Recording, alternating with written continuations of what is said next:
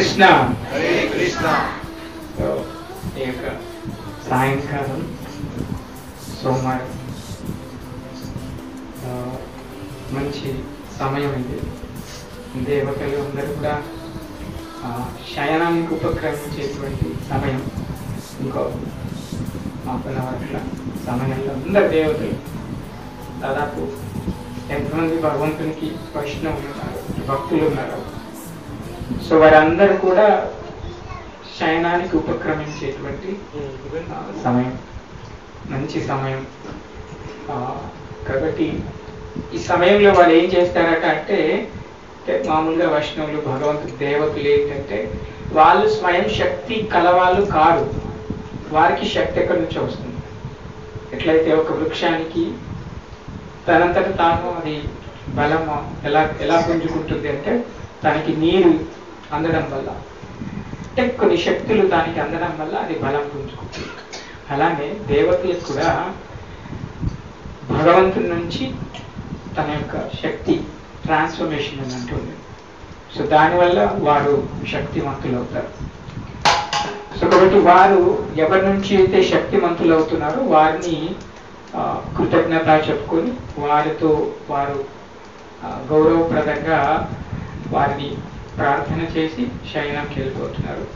అదేవిధంగా శుభ అంటే పొద్దున కూడా సుప్రభాత సమయంలో కూడా దేవతలందరూ కూడా బ్రహ్మముహూర్తంలో బ్రహ్మతో పాటు నిద్రలేసి ఎవరైతే వారి జన్మకి కారణమై ఉన్నారో, వారి యొక్క శక్తికి కారణమై ఉన్నారో, వారి యొక్క ఇహపరాలకి కారణమై ఉన్నారో వారిని స్తుతిస్తారనమాట. సో వారందరికి కూడా అలా నిద్రలేస్తారు, అలా శయనం తీసుకుంటారు. ఇది సృష్టిలో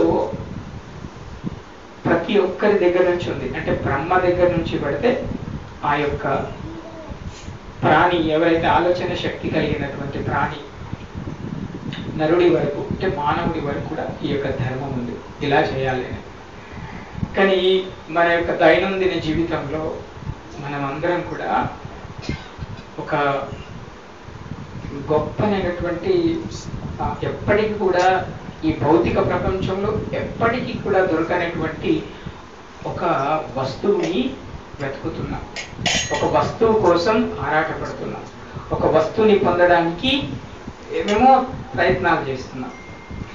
చాలామంది కవులు, గొప్ప గొప్ప కవులు ఆ యొక్క వస్తువుని కోసం తన యొక్క మేధస్సునంతా రంగరించి సో ఆలోచనల రూపంలో నుంచి పదునైన కత్తుల్లాంటి మాటలు తీసి పాటగా రాసి ఈ యొక్క జనజీవన చైతన్యాన్ని ఉరిగొల్పారు, ప్రసన్నం చేశారు.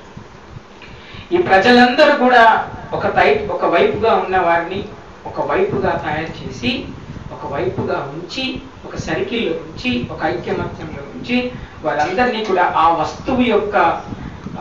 వస్తువుని దక్కించుకోవడానికి అందరి యొక్క గుమిగూడి ఎన్నో పోరాటాలు, ఎన్నో త్యాగాలు, ఎంతో మంది వారి వారి యొక్క వ్యక్తిగత జీవితాలు, ఆస్తులు, అంతస్తులు, పేరు, ప్రతిష్టలు అన్నీ కూడా త్యాగం చేసిన వాళ్ళు వేల సంఖ్యలో ఉన్నారు. భారతదేశంలో సృష్టిలో వేల సంఖ్యలో ఉన్నారు. ఏంటా వస్తువు? ఈ వస్తువు గురించి కొన్ని యుగాల నుంచి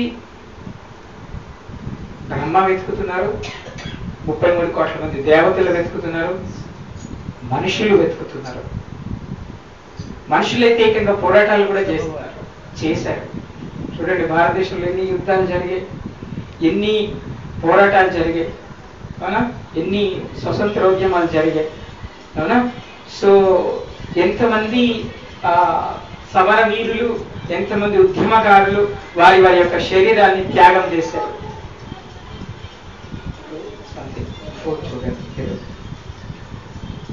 అవునా? ఏంటి ఆ వస్తువు? ఏంటి మనం అందరం కూడా వెతుకుతున్నాం. ఏంటి ఆ వస్తువు? దత్తాత్రేయ ప్రభు ఏమని వస్తువు? బెటర్ మీరు ముందుకు వస్తే ఇంకా వాళ్ళు వస్తారు. రండి గంగాధర్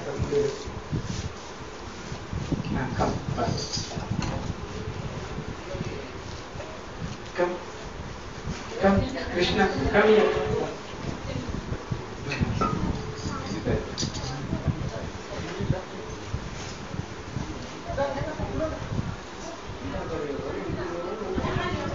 ఆ వస్తువు కోసం ఆ వస్తువు కోసం ఇద్దరు మనుషుల మధ్య పోరాటం, ఆ వస్తువు కోసం 2 కుటుంబాల మధ్య పోరాటం, ఆ వస్తువు కోసం 2 రాజ్యాల మధ్య పోరాటం, ఆ వస్తువు కోసం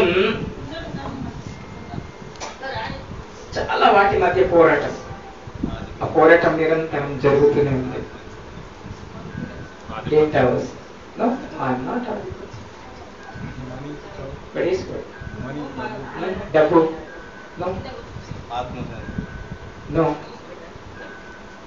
No డబ్బు, no ఆత్మ. 8 hours. Krishna. జ్ఞానం. ఓకే. No. ఈవెన్ 84 లక్షల జంతువులు ప్రాణులు కూడా దానికోసమే వెతుకుతున్నాయి. 84 లక్షల జంతువులలో మనం ఒక రకం, మనము వెతుకుతున్నాము. ఆ 83 లక్షల మిగతా చిల్లర ప్రాణులు కూడా ఆ వస్తువు కోసం వెతుకుతున్నాం.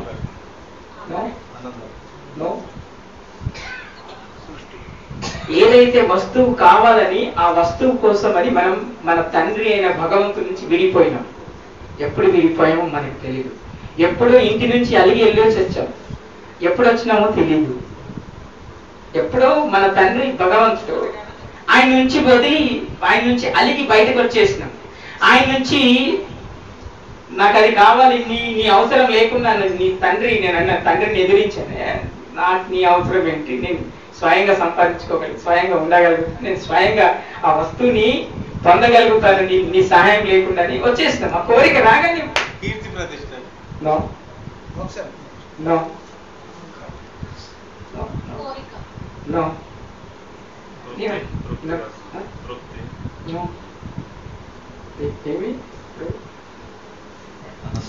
No. ప్రభుజీ మీరే చెప్పండి.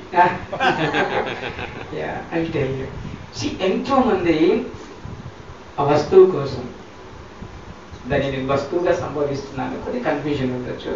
నిజానికి అది మనందరికీ తెలిసిందే. దానికోసం ఒక పిచ్చుక పొద్దులు లేవగానే తనంతట తాను హ్యాపీగా ఎగిరిపోయి తనంతట తాను తిరిగి ఇంటికి వచ్చి తనంతట తాను హ్యాపీగా నిద్రపోతున్నది. కానీ ఒక వస్తువు కోసము దాచుకోవడానికి అది ఆరాటపడదు. ఏదైతే వస్తువు కావాలో ఆ వస్తువుని అనుభవించడానికి బయటికి వెళ్ళి మళ్ళీ వచ్చి హ్యాపీగా నిద్రపోయి మళ్ళీ పొద్దున లేస్తుంది. అది కరెక్ట్ టైంకి లేస్తుంది, కరెక్ట్ టైంకి ఇలా శయనం అయిపోతుంది. దేవతలు అలానే ఈ సృష్టి లోపల మొత్తం అందరూ మనం అనుకుంటున్నాం కాలం మారింది. ఏం మారలేదు, కాలం ఏం మారలేదు, కాలంలో మార్పు లేదు. ఎక్కడ మార్పు ఉంది? మనిషిలో మార్పు ఉంది. మనిషి విషయంగా మారడం వల్ల మార్పు చెందుతుంది కాలం. మనిషిలో ఆలోచన విషయం అయిపోయింది కాబట్టి చెట్లు పెంచాల్సిన చోట చెట్లు నరికేస్తాం. భూమి వేడెక్కిపోయి ఆ నీళ్లు శాతం పడిపోతుంది. మనిషికి ఇంకేదో కావాలి. అవునా? సో ఆల్రెడీ ప్రాణుల 83 లక్షల ప్రాణులకి అది దొరికింది. అది ఆనందిస్తున్నాయి. అవన్నీ కూడా అవి ఆనందిస్తున్నాయి. ఒకరోజట నారదుడు భగవంతుడి దగ్గర అన్నారు, భక్తులతో సాంగత్యం చేస్తే ఏమొస్తుంది? ఇట్లా అన్నారు. సపోజ్ దామోదర్ ఏమా నువ్వు హరే కృష్ణ సత్సంగం అనుకుంటున్నావు, ఏమా సత్సంగంకి వస్తే ఏమొస్తుంది? భక్తులు ఉంటారు, అందులో సాధన చేసే వాళ్ళు ఉంటారు. ప్రపంచంలోనే అతిపెద్ద పరంపరలో ఉన్నటువంటి వైష్ణవులు, బ్రహ్మ మధ్వ సాంప్రదాయంలో ఉన్నటువంటి వైష్ణవులు మన ఇంటికి వస్తారు. వాళ్ళు పొద్దున్న లేస్తే బ్రహ్మముహూర్తంలో లేస్తారు, సాధన చేస్తారు, మంగళార్పులు చేస్తారు. చాలా నియమాలు, కఠినమైన నియమాలు ఉంటాయి వాళ్ళ వెంబట. నిత్యం శాస్త్రాన్ని అవగాహన అపోదన చేస్తారు. అలాంటి వాళ్ళ తో మనకి ఒక క్షణం వాళ్ళతో గడిపిన, వాళ్ళని చూసిన, వాళ్ళు మనల్ని చూసిన, సో ఆ సాంగత్యం చాలా మంచిది. మీరు కాదనుకున్నా ఈ సృష్టిలో చాలా మంది సాంగత్యం మీ వెంట లభిస్తుంది. మీరు అద్దనుకున్నా మిమ్మల్ని చెరిపేవాడు మీతో స్నేహం చేస్తాడు, మీతో అవసరం ఉన్నవాడు మీతో స్నేహం చేస్తాడు. నీ నుంచి ఏదో ఆశించేవాడు నిత్యం నీ వెంట ఉంటూనే ఉంటాడు. అవునా కదా? కానీ నీ నుంచి ఏమి ఆశించని వాడు కూడా నిత్యం నీ వెంటే ఉంటాడు. నీ వెంట నిత్యం నువ్వు ఆశించకున్నా కూడా నీ నుంచి ఏమి ఆశించని వాడు నిత్యం నిన్ను ప్రొటెక్ట్ చేయడానికి చాలా వస్తువుల్ని తయారు చేసి పెట్టారు చుట్టూ, నీ చుట్టూ. నిన్ను నువ్వు పర్ఫెక్ట్ గా ఉంచుకోవడానికి అనుకుంటున్నావు. నన్ను నేను పర్ఫెక్ట్ గా ఉంచుకోవడానికి, నా మానాన్ని కాపాడుకోవడానికి నేను బట్టలు వేసుకున్నాను. బట్ట మనిషి తయారు చేశారు. నా కళ్ళ యొక్క శక్తి తగ్గితే ఈ లెన్సెస్ మనిషి తయారు చేశారు. అవునా? ఈ యొక్క ఇప్పుడు తీస్తున్న వీడియోని భద్రపరచడానికి ఆ కెమెరాని మనిషి తయారు చేశారు. ఇక్కడ మనిషి యొక్క శరీరానికి ఉప్పపోయకుండా ఫ్యాన్ ని మనిషి తయారు చేశారు. ఇక్కడ కనిపిస్తున్న ప్రతి వస్తువు మనిషి ద్వారా తయారైంది. మనిషి దానికి కారణం ఉన్నాడు. ఇక్కడ వస్తువులు తయారు కావడానికి, ఇక్కడ వస్తువులు ఉపక్రమించడానికి, ఒక వస్తువులో ఒక ఆకారం పోసుకోవడానికి, అవి ఉద్భవించడానికి ఒకే ఒక వస్తువు కోసం మనం అందరం వెతుకుతున్నాం కొన్ని కోట్ల జన్మల నుంచి. అది కావాలి. అది లేకపోతే ఏ మనిషి బతకజాలడు, చచ్చిపోతాడు, ఆత్మహత్య చేసుకుంటాడు, బతకలేడు. ఏంట వస్తువు అంటే స్వేచ్ఛ. ఏం కావాలి? ఫ్రీడమ్ కావాలి, స్వేచ్ఛ కావాలి. If we don't have freedom, మనకి స్వేచ్ఛ లేదనుకోండి. మీకు స్వేచ్ఛ పని చేసే దగ్గర లేకపోతే, మీకు స్వేచ్ఛ భార్య దగ్గర లేకపోతే, మీకు స్వేచ్ఛ తల్లిదండ్రుల దగ్గర లేకపోతే, మీకు స్వేచ్ఛ గురువుల దగ్గర లేకపోతే, మీకు స్వేచ్ఛ మీ యొక్క స్నేహితుల దగ్గర లేకపోతే, మీ స్వేచ్ఛ గృహం లోపల లేకపోతే, మీ స్వేచ్ఛ జ్ఞానం లోపల లేకపోతే, మీ స్వేచ్ఛ నేర్చుకునేటప్పుడు లేకపోతే, మీ స్వేచ్ఛ తినే దాంట్లో లేకపోతే, మీ స్వేచ్ఛ అధిగమించే దాంట్లో లేకపోతే, మీ స్వేచ్ఛ ఎప్పుడైతే మీ స్వేచ్ఛ హరించబడుతుందో అక్కడ నుంచి మీరు బయటికి వెళ్ళిపోతారు. నిజమా కాదు? స్వేచ్ఛ కోసం, స్వతంత్రం కోసం 200 సంవత్సరాలు పోరాడారు బ్రిటిష్ వాళ్ళతో. అవునా కదా? ఈరోజు అందరికి చాలా సినిమా చూపిస్తున్నారు. అందరికి ఎవరో వచ్చి వాళ్ళ యొక్క స్వతంత్రాన్ని, వాళ్ళ స్వేచ్ఛని హరిస్తారేమని చెప్పేసి వాళ్ళు పకడ్బందీగా ఎన్నో పోరాటాలు చేసుకున్న వాళ్ళు ఉన్నారు. వాళ్ళ శరీరాల్ని త్యాగం చేసి ఎంతో మంది ఊరి కంబాలు ఎక్కిన వాళ్ళు ఉన్నారు. జనాల్ని దేశం కోసం, దేశభక్తి కోసం ఉత్పన్నం చేసినటువంటి చరిత్రలు లిఖించబడ్డాయి. కానీ అది నిజమైన స్వేచ్ఛనా? నిజానికి ఆ స్వేచ్ఛ దేనికోసం? మరి భగవంతుడు భగవద్గీతలో ఆ స్వేచ్ఛ కోసం ఎందుకు చెప్పలేదు? మరి స్వతంత్రం కోసం చెప్పాలి కదా. మీరు దేశంలో ఉన్నారు, దేశంలో స్వతంత్రం కావాలని చెప్పాలి కదా. చెప్పారా? Did Krishna spoke about a freedom which we want exactly? మనం ఏదైతే కావాలో, మనకి నిజమైన స్వేచ్ఛ ఏంటో అది భగవంతుడు ఈ భౌతికమైన స్వేచ్ఛ గురించి భగవంతుడు మాట్లాడారా? నిజమైన స్వేచ్ఛ గురించి భగవంతుడు మాట్లాడారా? మనం కోట్ల జన్మల నుంచి స్వేచ్ఛ కావాలని, నాకు నేనుగా ఉండాలని, నన్ను నేనుగా గుర్తింపు పొందాలని, నాకు నేనుగా ఆ స్థితికి పోవాలని చెప్పేసి, నాకు నేనుగా సంపాదించాలి, నాకు నేనుగా ముందుకెళ్ళాలని, నాకు నేనుగా నిద్రపోవాలని చెప్పేసి ప్రతి మనిషి యొక్క ఆరాటం. కొన్ని వేల కోట్ల జన్మల నుంచి మనం ఇదే చేస్తుంది. స్వేచ్ఛ కోసం, ఫ్రీడమ్గా బతకడం కోసం. నువ్వే నాకు పెట్టేది, నేనెందుకు నీ దగ్గర బతికేది? ఒకరికి స్లేవ్గా, ఒకరికి బానిసగా బతకడం మనిషి యొక్క తత్వం కాదు. కొద్ది ఎక్కువగా ఆపోదన ఉన్న వాళ్ళు పోరాటం చేస్తారు, క్షత్రియ భావం ఉన్న వాళ్ళు పోరాటం చేస్తున్నారు. కానీ నిజానికి ఏంట స్వేచ్ఛ? దేనికోసం స్వేచ్ఛ కావాలి? భగవంతుడు, నేను అన్నట్టుగా భగవంతుడు మనందరి కోసం అన్ని సృష్టించి పెట్టారు. భూమి సృష్టిస్తే సరిపోయిందా? భూమి భగవంతుడు చెప్తున్నారు, పుణ్యోగంధ పృథివ్యాంచ. భగవంతుడు భూమి లోపల సుగంధాన్ని పెట్టారు. సుగంధాన్ని పెడితే మీరు పుదీనా నాటితే పుదీనా వస్తుందా? నిమ్మకాయ చెట్టు నాటితే నిమ్మకాయలు వస్తాయా? మీరు అల్లం నాటితే అల్లం వస్తుందా? దేని ఫ్లేవర్ దానికి వస్తుందా? దేని విటమిన్స్ దానికి వస్తాయా? దేని ఆకారం దానికి వస్తుందా? దేని రంగు దానికి వస్తుందా? దేని రుచి దానికి వస్తుందా? ఎవరి పెట్టారయ్యా? నువ్వు పెట్టావా? మనం పెట్టామా? విత్తనం పెట్టారా? మీరు రంగు పెట్టారా? రుచి పెట్టారా? ఆకారం పెట్టారా? దాంట్లో విటమిన్స్ మీరు పెట్టారా? మరి ఎక్కడి నుంచి వస్తున్నాయి? కృష్ణ స్కెప్ట్. కృష్ణ స్వయంలీ సేయింగ్, నేను భూమి లోపల సుగంధాన్ని అని చెప్పి భగవంతుడు చెప్తున్నారు. అంటే భగవంతుడు పెట్టారు. ఎందుకు పెట్టారు తెలుసా?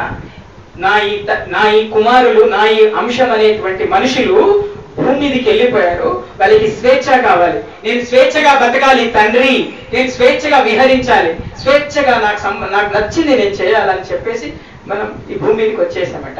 ఎన్ని కోట్ల జన్మల క్రితం వచ్చామో తెలియదు మనకి. ఇప్పుడు మీ పిల్లలు మిమ్మల్ని కాదని నేను స్వేచ్ఛగా బతుకుతానంటే మీరు వదిలేస్తారా? మనం వదిలేస్తామా? వదలం. ఫారెన్ కంట్రీస్ లో అయితే, వెస్టర్న్ కల్చర్ లో వాళ్ళు 16 సంవత్సరాలు వచ్చేస్తే వదిలేస్తారు వాళ్ళు. కానీ మనం వాళ్ళ ముసలేదా కూడా వదలరు. మనకు అలాంటి కల్చర్ ఉంది. అంటే మన పిల్లలు మన దగ్గరే ఉండాలి, మన యొక్క కనుసన్నల్లోనే ఉండాలి, మన కంట్రోల్లోనే ఉండాలని చెప్పేసి మనందరికి ఒక ఆపోదన ఉంటుంది. కానీ భగవంతుడు చెప్తున్నారు, ఎవరికి ఎప్పుడు స్వేచ్ఛ కావాలో అప్పుడు అలా వదిలేయాలి. అయితే అక్కడ వాళ్ళ దగ్గర నుంచి మనకి విలువ లభిస్తుంది. పట్టుకునాల్సిన దగ్గర పట్టుకోవాలి, వదిలేసిన దగ్గర వదిలేయాలని చెప్తున్నారు. అందుకనే భగవంతుడు చెప్తున్నారు, మీరు పెద్ద ధర్మం చేయాల్సిన అవసరం లేదు నా కోసం. ఏమని చెప్తున్నారు? స్వల్పమప్యస్య ధర్మస్య త్రాయతో మహతో భయ. మీరు నా కోసం చిన్న ధర్మం నెరవేర్చినా చాలు, నా కోసం మీరు చిన్న పని చేసినా చాలు. మనం అదే చెప్తాం కదా, తల్లిదండ్రులు కూడా ఏం చెప్తారు పిల్లలకి? నా కోసం మీరు పెద్దగా సంపాదించాల్సిన అవసరం లేదు. పిల్లలు బాగా కోట్లు సంపాదిస్తే కూర్చొని తినాలని ఏ తల్లిదండ్రి అనుకోడు. కానీ నన్ను గురించి ఒక్క క్షణం ఆలోచిస్తే చాలు, అరే మా తండ్రి ఉన్నారు, మా తల్లి ఉంది, ఆమెకి గౌరవం ఇవ్వాలి, వాళ్ళని నేను చక్కగా కనీసం చూడాలి అనేటువంటి తత్వము మనలో పెరిగితే చాలు. భగవంతుడు అదే చెప్పదలుచుకున్నాడు. ఏమని చెప్తున్నారంటే, అరే బాబు, మీరందరూ ఏ స్వేచ్ఛ కోసం పోరాడుతున్నారు తెలుసా? ఏ స్వేచ్ఛ కోసం మీరు శరీరాలు వదులుతున్నారు తెలుసా? ఏ స్వేచ్ఛ కోసం మనిషి అనేటువంటి దుర్లభం మానుషం జన్మ. ఇది ప్రహ్లాదుడు చెప్తున్నారు. కౌమారం ఆచరేత్ ప్రజ్ఞ భగవతానేహ దుర్లభం మానుషం జన్మ చెప్తున్నారు. ఈ మనిషి జన్మ చాలా దుర్లభమైంది. మళ్ళీ మనిషి జన్మ రావాలంటే మీకు మళ్ళీ ఇన్ని జన్మలు ఎత్తాల్సి వస్తుంది. నిజానికి ఇందాక మనకు అది చెప్తుంటే ఆపేసాను. ఆయన నారదుడు అడిగారనమాట, మీరు ఇలాంటి సత్సంగాలు, ఇలాంటి సత్సంగాలు ఏర్పాటు చేయడం వల్ల, సత్సంగాలకి సహాయం చేయడం వల్ల, సత్సంగాలను ఎంకరేజ్ చేయడం వల్ల, ఆ భక్తులతో ఉండడం వల్ల ఏమొస్తుంది? నీ భగవంతుని అడుగుతాను, భక్తుల సాంగత్యం వల్ల ఏమొస్తుంది అని అడిగితే, నన్ను ఎందుకు అడుగుతావా? వెళ్ళి ఆ భూలోకంలో ఒక పిచ్చుక ఉంది, దాన్ని వెళ్ళి అడిగండి.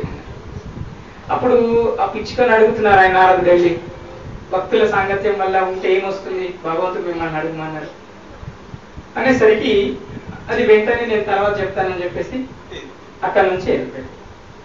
మళ్ళీ కొన్ని రోజులకి మళ్ళీ వెళ్ళాడు భగవంతుడు. అట్లా కాదే, పోయి భూమి మీద ఒక బాగా ఆవుని వెళ్ళి అడగండి అన్నారు. సో గోవుని వెళ్ళి అడిగారు మళ్ళీ, ఏమయ్యా మీరు భక్తుల సాంగత్యం, భక్తులతో ఇట్లాంటి సత్సంగాలతో ఉండడం వల్ల ఏంటి లాభం? నాకు భగవంతుడు చెప్పలేదు, మిమ్మల్ని అడగమన్నారు.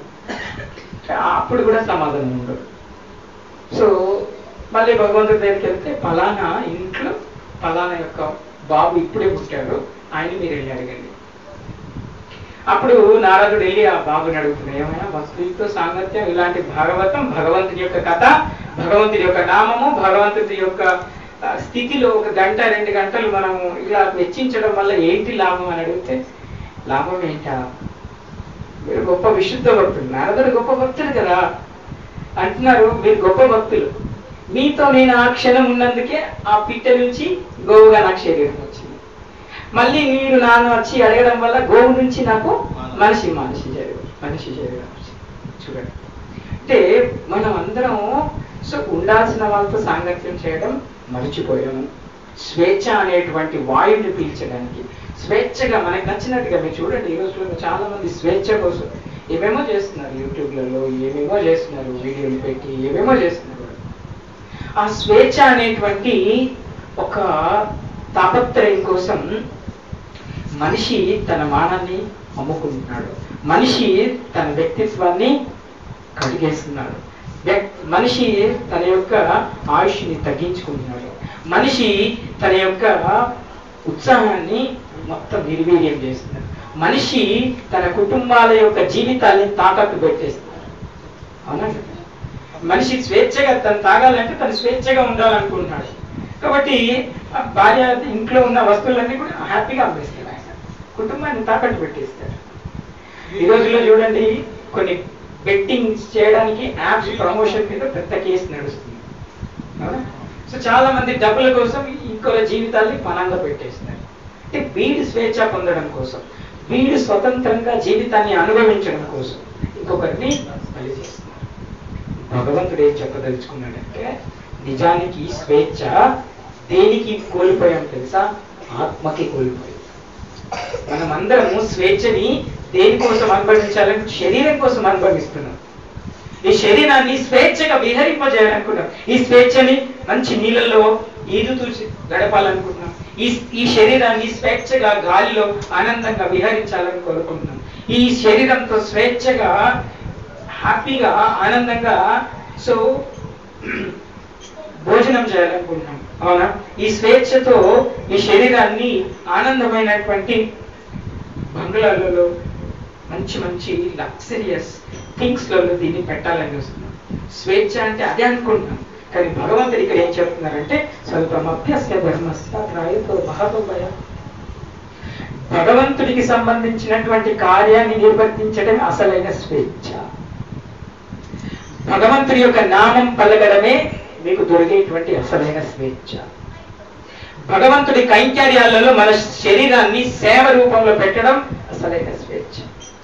ఈ శరీరంతో భౌతికంగా సంపాదించిన ధనాన్ని కొద్ది గొప్ప భగవంతుని యొక్క ధర్మ కార్యక్రమాల్లో ఖర్చు పెట్టడం నిజమైన స్వేచ్ఛ.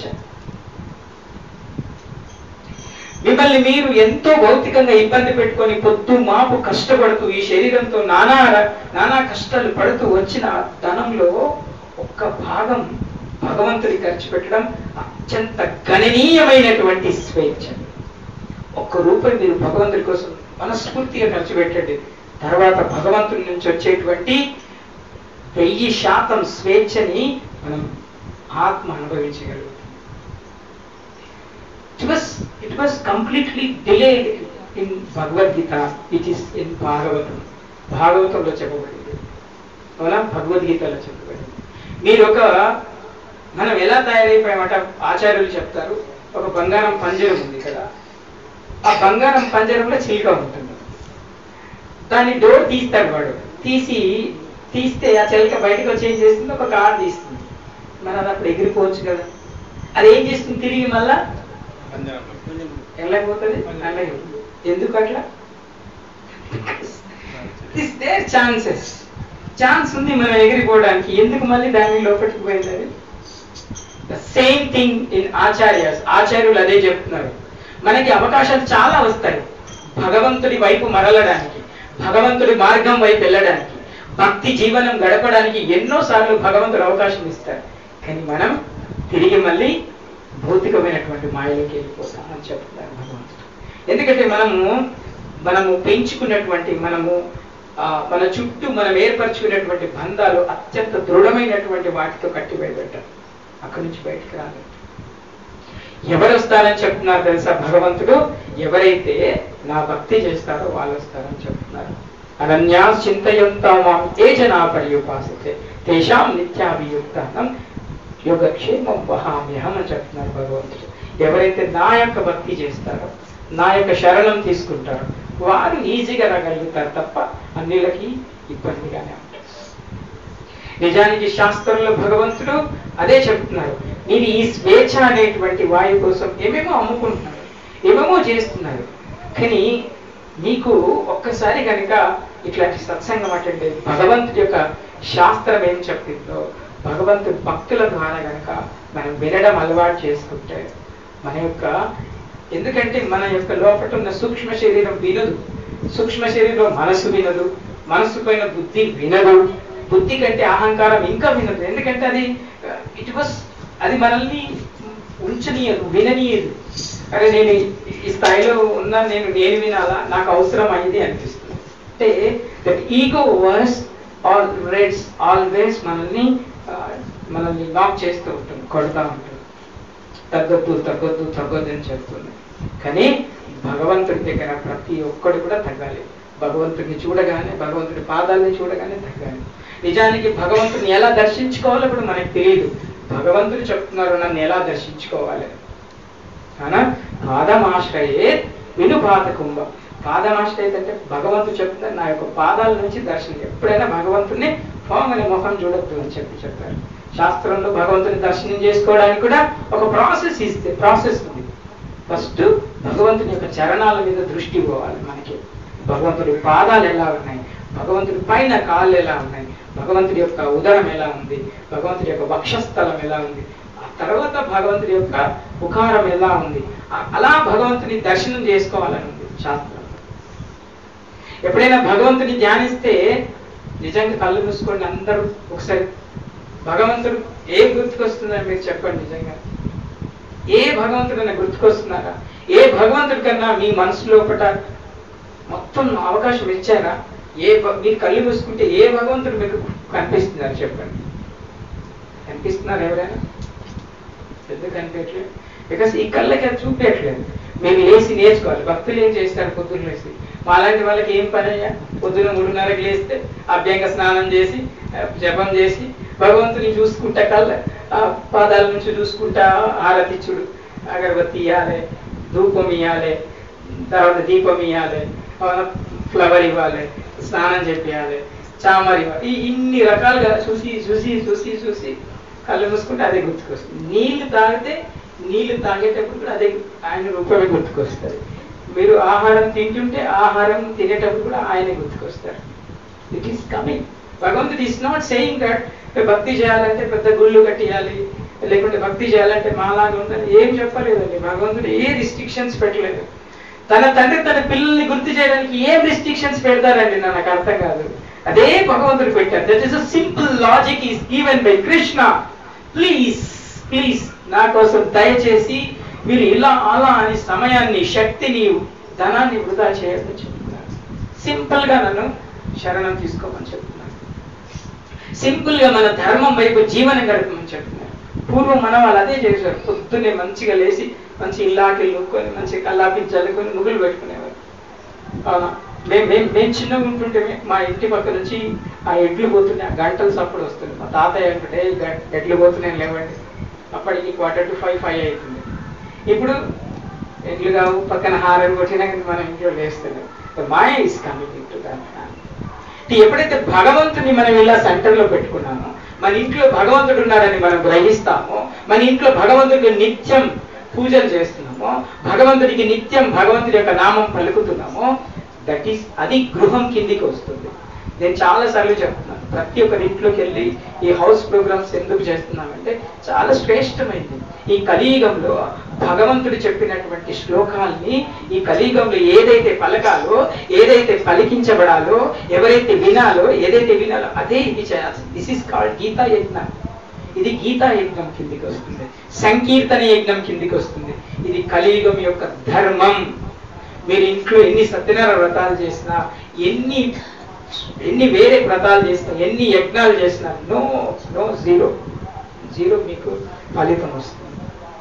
కానీ హరినామం మీరు తిరిసి పలికినా, తెల్లకుండా పలికినా, ఇష్టతతో పలికినా, అయిష్టతతో పలికినా అది ఏమవుతుందంటే అది మిమ్మల్ని కాపాడుతుంది, రక్షణ ఇస్తుంది. తప్పకుండా అది మీ యొక్క వైబ్రేషన్స్ ఉంటాయి ఇంట్లో. అందుకే ఆచార్యులు చెప్తున్నారు, ఏమని చెప్తున్నారంటే ఈ స్వేచ్ఛ కోసం, ఇంకో దేనికోసమో మీ యొక్క సమయాన్ని వృధా చేయకండి. ఏమని చెప్తున్నారు భజనలు? మీరు వాడతారు కదా, వృధా సేయవోకు జన్మం సదా రాదు నీకు, వృధా సేయవోకు, వృధా సేయకి కమదెందు వదలక, వృధా సేయకి కమదెందు వదలక. సో ఏమని చెప్తున్నారు? వృధా చేయకండి. మీరు జన్మాన్ని వృధా చేస్తే ఏమవుతుంది అంటే, ఏం వృధా అవుతుంది? జన్మం మొత్తం ఆడుకోవడానికి, జన్మం మొత్తం పిల్లల్ని అనడానికి, జన్మం మొత్తం సంపాదించడానికి, జన్మం మొత్తం అంతే ఆకలి కావాల్సిన తినడానికే అయిపోయింది. మరి ఆత్మ లోపట ఉంది, దాని గురించి తెలుసుకునేటువంటి జ్ఞానం ఎప్పుడు వస్తుంది?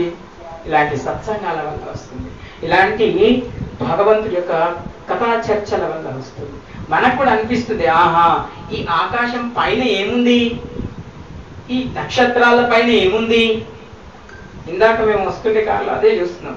సో బ్రహ్మకి కూడా భగవంతుడి మీద మోహం వస్తుంది. అంటే భగవంతుడు కూడా బ్రహ్మ కూడా భగవంతుడిని మర్చిపోయే రోజు వస్తుంది. ఒకరోజు కృష్ణుడు బృందావనంలో మంచిగా పిల్లలతో అందరితో ఉన్నారు. వాళ్ళందరూ సద్దులు కట్టిస్తారు, వాళ్ళ అమ్మ ఒకటి వీళ్ళు కట్టిస్తారు. ఒకరోజు కృష్ణుడితో పాటు మిగతా వాళ్ళ స్నేహితుల తల్లులు కూడా కృష్ణుడి కోసం అన్ని మంచి పిండి వంటలు, తర్వాత రసగుల్లాలు ఏమేమో అన్ని చేసి ఇస్తారు. వాళ్ళు ఎంత ఆనందంగా ఆవుల్ని అక్కడ వదిలేసి మంచిగా సమయం చెట్టు కింద కూర్చొని భోజనం చేస్తుంటే అక్కడ బ్రహ్మలోకంలో బ్రహ్మకి ఇంద్రుడు చెప్తారు, మీరు భూలోకంలో కృష్ణుడు అనేటువంటి పిల్లగాడు ఉన్నాడు, ఇప్పుడే అగాసురుణ్ణి అనే రాక్షసుని చంపేశారు, ఆయనకి బాగా శక్తిమంతుడు, నీకంటే శక్తిమంతుడు లెక్క పడుతున్నాకు అని బ్రహ్మని ఇస్తారు.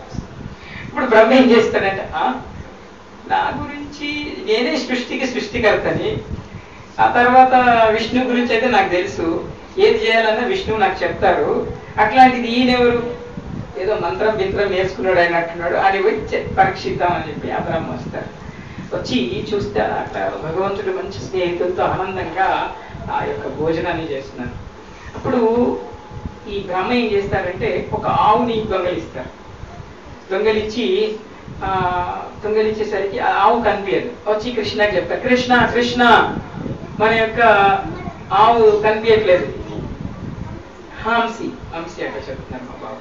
అయితే అప్పుడు ఆ కృష్ణ చెప్తారు, మీరు ఈ యొక్క భోజనాన్ని కంటిన్యూ చేయండి, మీరు ఎక్కడికి వెళ్ళొద్దు, నేను వచ్చే వరకు నేను వెళ్ళి చూసి వస్తాను. అప్పుడు కృష్ణ వెళ్ళి చూసేసరికి అక్కడ లేదు. మళ్ళీ కృష్ణ తిరిగి వచ్చే వరకు వీళ్ళు లేరు. వీళ్ళని కూడా బ్రహ్మ దొంగలించి ఒక మాయా నిద్రలో ఉంచుతారనమాట పైన మేఘాల్లో.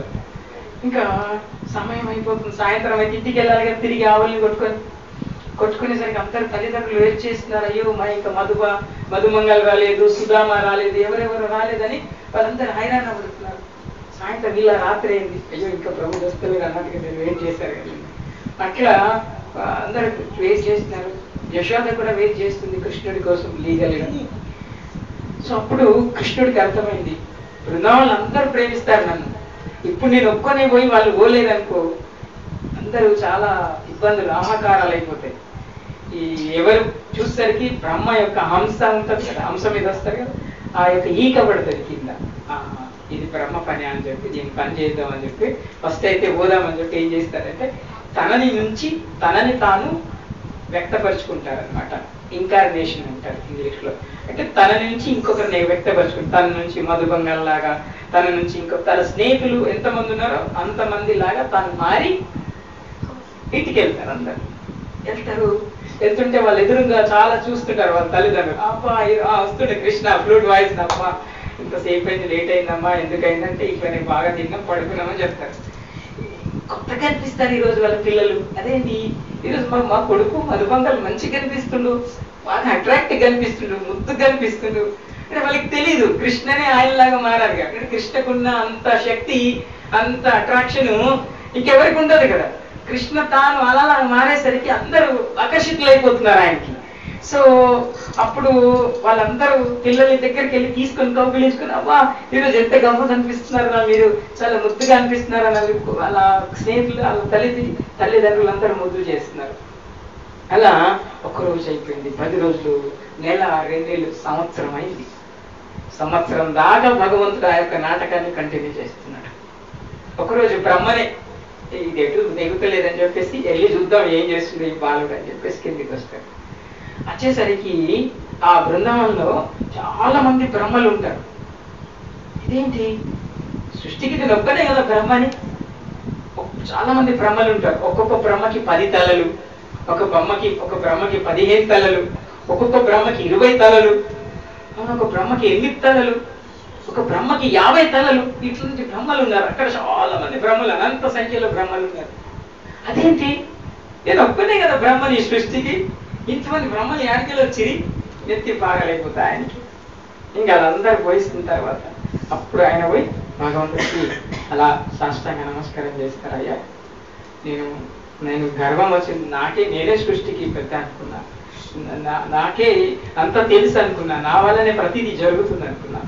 ఆ యొక్క చిన్న అహంకారం వల్ల నేను ఈరోజు పెద్ద తప్పిదం చేశాను అని చెప్పి ఆయన భగవంతుడి ముందు మోకరిల్తారు. చూడండి, చెప్తారు, మీ యొక్క స్వరూపము నాకు విష్ణు స్వరూపమే తెలుసు కానీ మీ కృష్ణ స్వరూపం నాకు తెలియదు.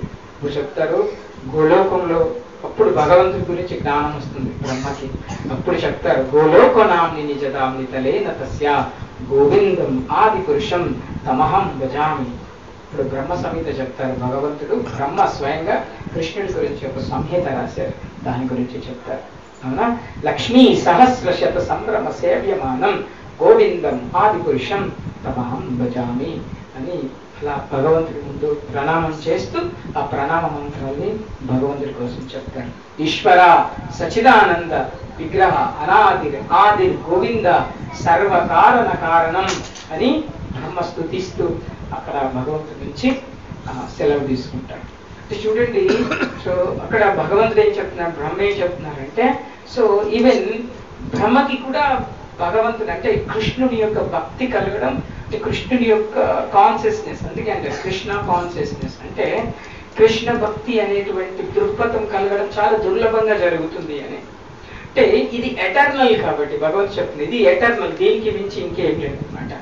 అవునా, సో భక్త పరతరం నాణ్యకించిదస్తి ధనంజయ మై సర్వమిదం పోతం సూత్రేమని గణాయివా. భగవంతుడు ఏం చెప్తున్నారంటే, ఈ యొక్క దండలో ఎట్లయితే పువ్వులన్నీ కూర్చోబడి ఉన్నాయో, ఆ పువ్వుల లోపల దాగి ఉన్న దారం ఎలా అయితే దారం పైన ఈ పువ్వులన్నీ ఆధారపడి ఉన్నాయో, అలానే ఈ సృష్టి మొత్తం కూడా ఆధ్యాత్మిక లోకం భౌతిక లోకాలన్నీ కూడా నా మీదనే ఆధారపడి ఉన్నాయి. నాకంటే గొప్పవాడు ఎవరు లేడు, నాకంటే ఇంకా మించిన వాడు ఎవరు లేడు భగవంతుడు స్వయంగా తన నోటి నుంచి చెప్పినటువంటి మాట. మరి అలాంటి భగవంతుడి వాక్కులకి సంబంధించినటువంటి భగవద్గీతని మనమందరం మన హృదయంలోకి, మన జీవితాల్లోకి తప్పకుండా తీసుకోవాలి. భగవంతుడు ఏమైతే చెప్తున్నారో దాన్ని పాటించడానికి భగవంతుడు చెప్పాడు. ఏం తినాలో, ఏం తినకూడదో, ఎలా ఉండాలో, ఎలా ఉండకూడదో, మనిషి దేనికోసం చివరిగా ప్రయత్నం చేయాలో, దేనికోసం మనిషి తన తాపత్రయాన్ని కలిగి ఉండాలో, ఏ వస్తువు కోసం మనిషి లెక్కుతున్నాడో, ఏ వస్తువుని మనిషి ఎలా దక్కించుకోవాలో, ఎన్ని మార్గాల ద్వారా దక్కించుకోవాలో భగవంతుడు చెప్పారు. జ్ఞాన మార్గం ద్వారా దక్కించుకోవచ్చు, జ్ఞానయోగం, కర్మ మార్గం ద్వారా కూడా దక్కించుకోవచ్చు, కర్మయోగం, ఆ భక్తి మార్గం ద్వారా కూడా దక్కించుకోవచ్చు, భక్తి యోగం. అవునా, ఇలా సన్యాస, ఇలా చాలా మార్గాలు చెప్పారు భగవంతుడు. మీకు నచ్చిన మార్గంలో వెళ్ళండి, మీకు నచ్చిన విధంగా మీ యొక్క జీవనాన్ని ఉంచుకోండి, కానీ మీ లక్ష్యం మాత్రం నా వైపే ఉండాలి అని చెప్పి భగవంతుడి యొక్క చివరి కోరిక, భగవంతుడి యొక్క ఎటర్నల్ కోరిక అనమాట. అంటే ఎప్పటికీ కూడా కోరిక ఏంటంటే తిరిగి తన బిడ్డలు, తన సంతానం తన దగ్గరికి రావాలని చెప్పేసి భగవంతుడు ఎన్నో గ్రంథాలు ఏర్పాటు చేశారు, ఎన్నో పురాణాలు ఏర్పాటు చేశారు, ఎన్నో శాస్త్రాలను ఏర్పాటు చేశారు, ఎన్నో అవతారాలు కూడా తీసుకుంటున్నారు భగవంతుడు. భగవంతుడు తనకి తానుగా ఏ అవతారాన్ని తీసుకోలేదు. భగవంతుడు తనకి తానుగా తీసుకున్న ఒకే ఒక అవతారం ఉంది కలియుగంలో. ఏమది? తనకు తానుగా తీసుకున్న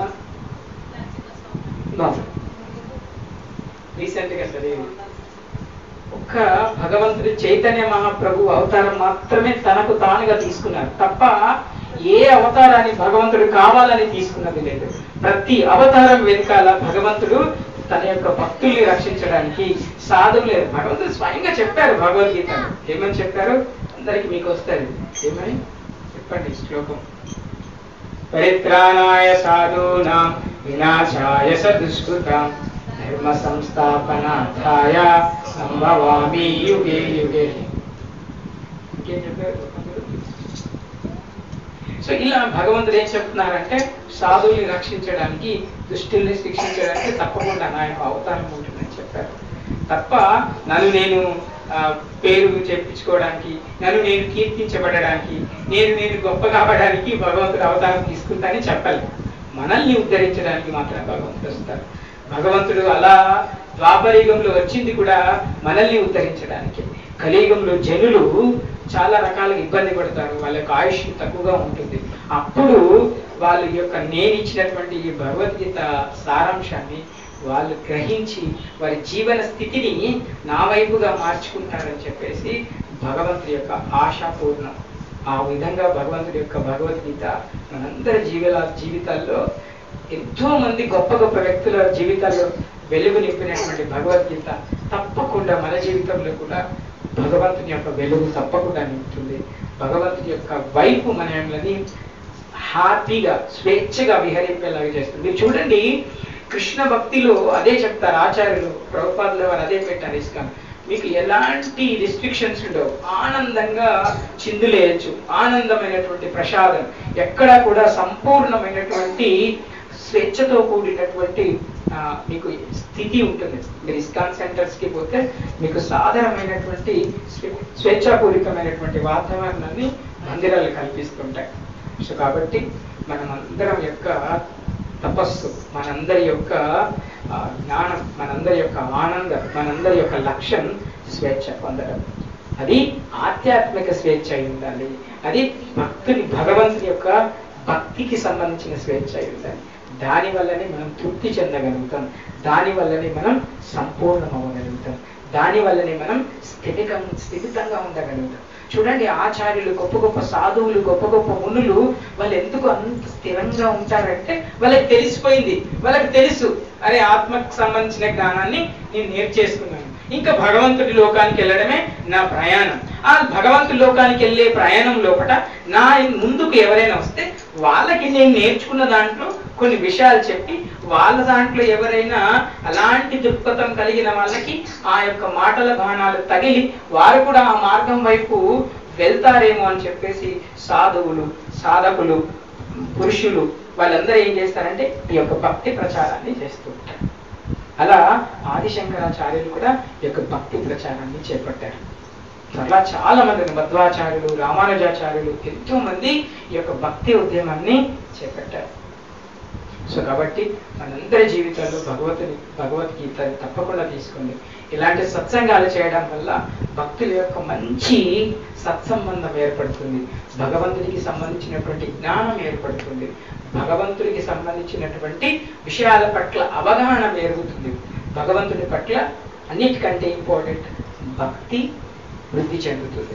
దానివల్ల మన హృదయంలో, మన ఇంట్లో మనకి పాజిటివ్ వైబ్రేషన్స్ ఉంటాయి. పాజిటివ్ ఇక్కడ ఉంటే ఇక్కడ ఉంటుంది, ఇక్కడ ఉంటే ఇంట్లో ఉంటుంది, ఇంట్లో ఉంటే మనం హ్యాపీగా ఉంటాం. బయట మనకి పాజిటివ్ ఉండి, బయట మనకి కీర్తి ఉండి, బయట మనం ఎలా ఉంటే కాదు. మనం ఇక్కడ స్వేచ్ఛగా ఉండాలి, మనం ఇక్కడ స్వేచ్ఛగా ఉండాలి, మనం ఇంట్లో స్వేచ్ఛగా ఉండాలి, మనం ఇంట్లో కుటుంబ సభ్యుల మధ్య స్వేచ్ఛగా ఉండాలి. ఇల్లు భగవంతుడితో నిలయమైనటువంటి గృహం అయి ఉండాలి. అప్పుడే స్వేచ్ఛపూరితమైనది మన ఇంట్లో ఉంటుంది. కాబట్టి అందరూ భగవంతుని మీ హృదయంలోకి, మీ యొక్క గృహంలోకి ఆహ్వానించడానికి ప్రయత్నం చేయండి. భగవంతుని భగవద్గీత ద్వారా ఆహ్వానించండి. మీ హృదయంలోకి భగవంతుని ఎలా ఆహ్వానిస్తారంటే భగవంతుని నామం ద్వారా, భగవంతుని యొక్క రూపం ద్వారా, భగవంతుని యొక్క కథ ద్వారా, భగవంతుని యొక్క సేవ ద్వారా భగవంతుని హృదయంలో అలా తిష్ట వేపియండి. హరే కృష్ణ. మీకేమైనా సందేహం ఉంటే ధర్మ సందేహం అడగండి.